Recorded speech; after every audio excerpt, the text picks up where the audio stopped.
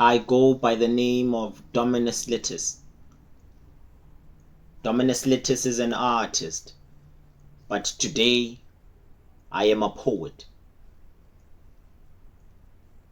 Being a poet has broken me into a million pieces, and if this is my last piece, let this piece last. Titled, The Atomic Mirror Bomb.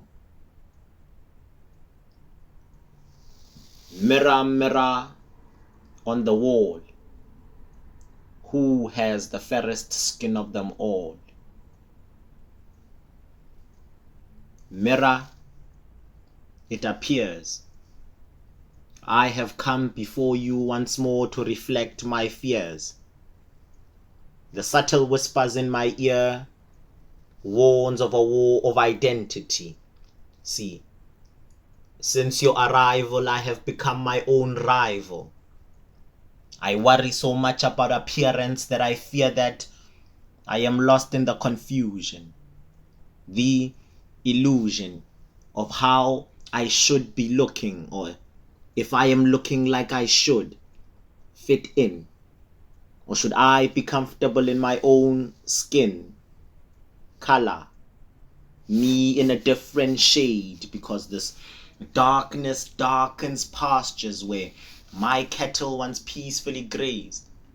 See, when they came, they never said that they'll stay here to play God, telling us how we lived and how we look is wrong, very violently split from my dignity like Moses did the Red Sea, convinced by these thieves that all my cattle was enough to afford a mirror, image of an idiot that inherited generational poverty, religious inequality.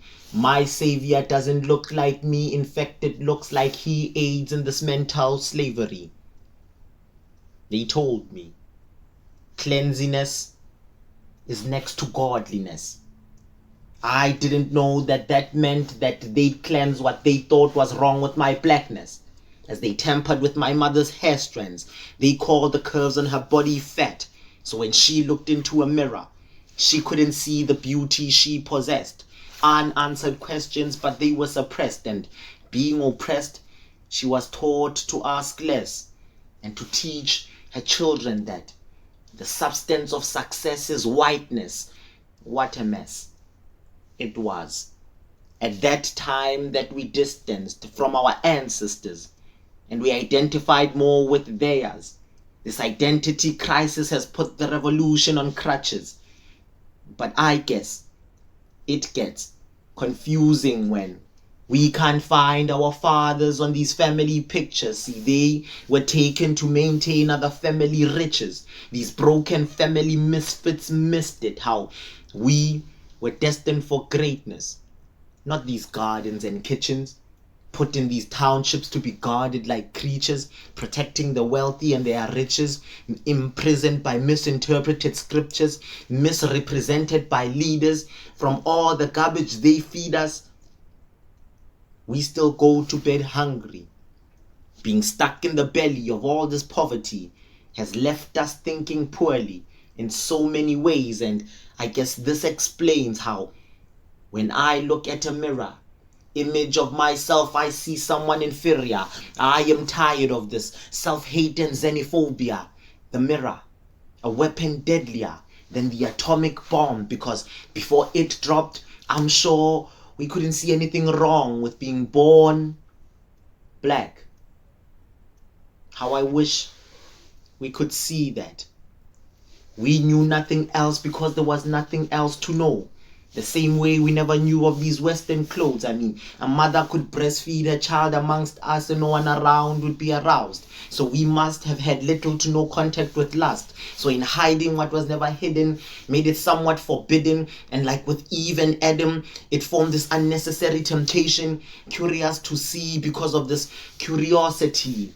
Don't be deceived to perceive that it is through the eyes that you see, when in actuality, it is through the mind that has been programmed over time to walk the thin line between self-love and self-hate.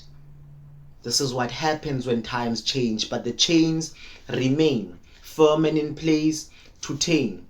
So when our reality is said to be a lie, and visuals reinforce and train the eye not to notice the demise of my people, when their image was said to be evil, truly lethal is the poison that was injected into my people. And as I fiddle further with this riddle, I can't figure out whether or not the mirror is a tool for reflection, or was it created to criticize God's creation? Is it there to reinforce beauty or to remind us of our imperfections? A tool that is always separating either one from himself or us from each other. I wish I could look into a mirror and see my true reflection, a fluent interpretation of the language that God spoke when he wrote the binary code of the black man, before it was rewritten and corrupted, before I could ever be insulted by the idea of my culture being my culture. To me, this poem is like the Last Supper, because I know behind the fake smiles and laughter, some, if not most, will surely betray me after. Forgive us, Father, for it would seem we are a sin.